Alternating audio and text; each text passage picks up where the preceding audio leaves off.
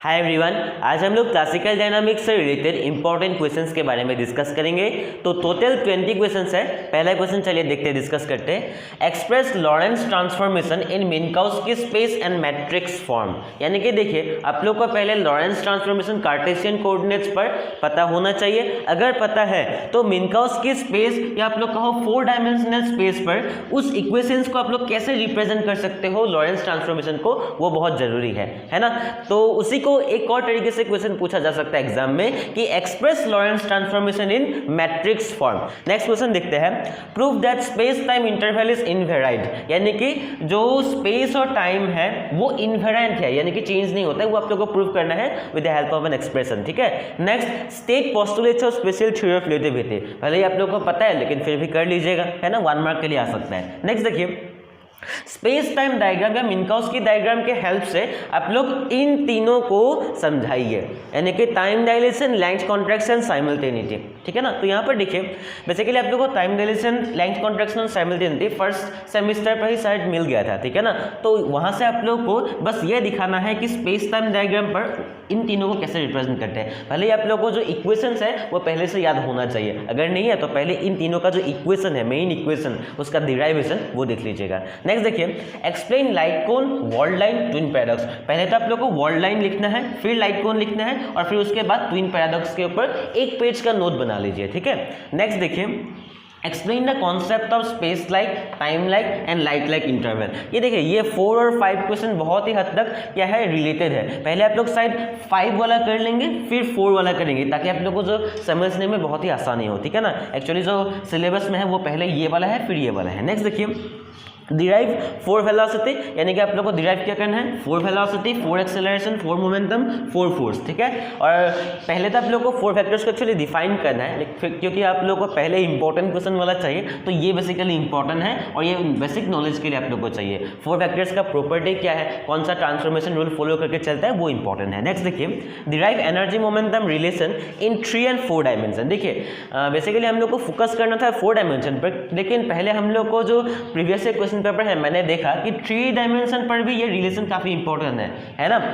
तो ये आप लोग को देखना है और साथ में जो एनर्जी मोमेंटम कंजर्वेशन है 4 वेक्टर के पर्सपेक्टिव से वो आप लोग देख लेंगे। बेसिकली 3 डायमेंशन और 4 वेक्टर दोनों में बिल्कुल सेम ही होते हैं, है ना। नेक्स्ट देखिए, डॉपलर इफेक्ट को आप लोग को डिराइव करना है, साथ में अनस्टेबल न्यूक्लियस का जो डिके है, basically energy of the decade particle है, उसे आप लोग को डिराइव करना है फ्रॉम 4 फैक्टर पर्सपेक्टिव, है ना। यानी कि इक्वेशन तो सेम रहेंगे, उस इक्वेशन तक आप लोग को पहुंचना है with the help of 4 factors. ठीक है। नेक्स्ट, कंटिन्यूटी इक्वेशन क्या है, और ये जो continuity equation basically mass conservation भी कहा जाता है। क्यों कहा जाता है, कैसे फॉलो करता है मास कंजर्वेशन, वो आप लोग को लिखना है। नेक्स्ट देखिए, आप लोग को velocity and acceleration of fluid element पहले कर लेना है।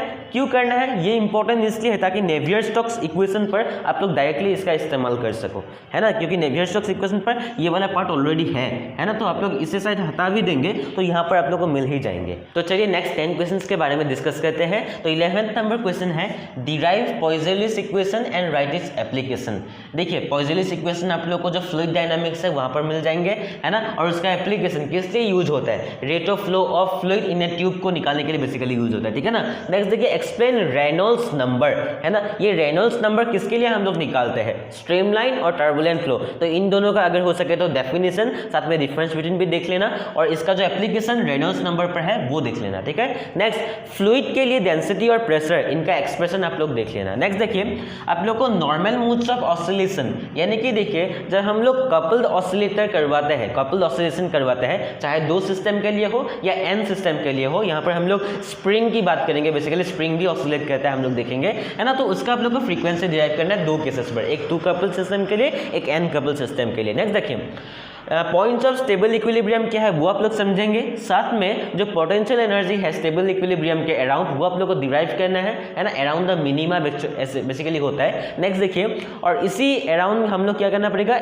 ऑसिलेशन अगर होता है तो उस ऑसिलेशन का जो एम्पलीट्यूड होता है वो हम लोग को डिराइव करना है। नेक्स्ट देखिए, हैमिल्टन्स इक्वेशन ऑफ मोशन आप लोग को डिराइव करना है, जो कि बहुत इंपॉर्टेंट है, जैसे कि Euler's Lagrange equation of motion है, तो ये भी है ना।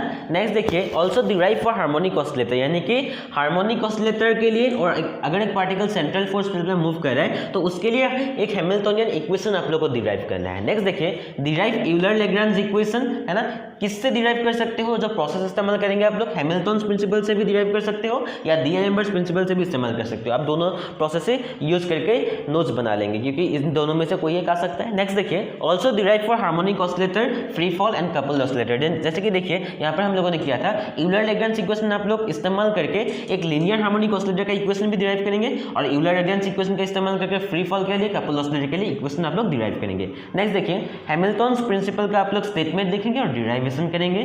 जनरलाइज्ड कोऑर्डिनेट्स एंड वेलोसिटीज क्या है वो आप लोग देख लेंगे और उसका एक्सप्रेशन देखेंगे, साथ में, है ना, इसका कार्टेशियन कोऑर्डिनेट के साथ रिलेशन वो भी देख लेंगे। अगर एक चार्ज पार्टिकल मोशन कर रहा है in the presence of external electric and magnetic field, तो उसका एक्सप्रेशन क्या होगा वो आप लोग देख लेंगे। साथ में 20 नंबर क्वेश्चन क्या है, यही है, अगर हम लोग इसे एक्सटेंड करें तो the cross electric and magnetic field, यानी कि external electric and magnetic field ना हो कि cross electric and magnetic field है, तब क्या होगा वो हम लोग साथ में देख लेंगे।